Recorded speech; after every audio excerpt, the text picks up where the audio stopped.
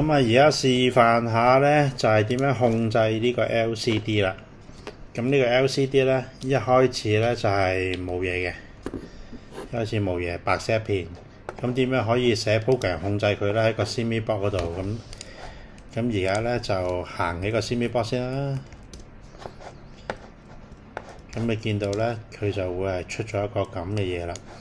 咁如果要控制個 CME box 咧，你呢度咧就要好多曲。咁啊，啲小學生就搞唔掂。咁所以咧，我就整一個超級簡化版。咁啊，將個 box 咧就減輕咗。咁就係一個 init box。咁呢啲都唔使噶啦，呢啲唔使。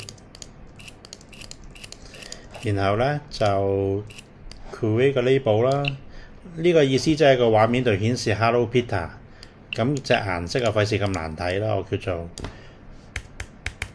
6個 F 啦。咁然後咧，只需要加埋一個 while loop，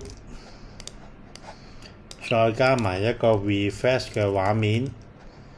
咁基本上咧，啲 box 已經係揀到好細啦，啲小學生咧都會睇得明。咁但係咧 compile 出嚟嘅 code 咧當然好長啦。如果有興趣嘅小學生就可以慢慢學啦。咁跟住咧就好簡單啦，只需要撳呢個 Run 呢個掣，然後揀呢個 device。咁啊行完咧，你就會見到咧，佢呢度咧就會顯示咗 Hello Peter 嗰個掣出嚟嘅。嗱，咁佢就顯示咗，咦錯咗喎 ，screen 呢度錯咗。嗱 screen 咧，因為咧佢呢個咧就做，如果睇翻啲曲咧，佢叫做 SCRN。咁佢就係呢度 SCRN，咁所以咧呢度咧就改一改叫 SCRN。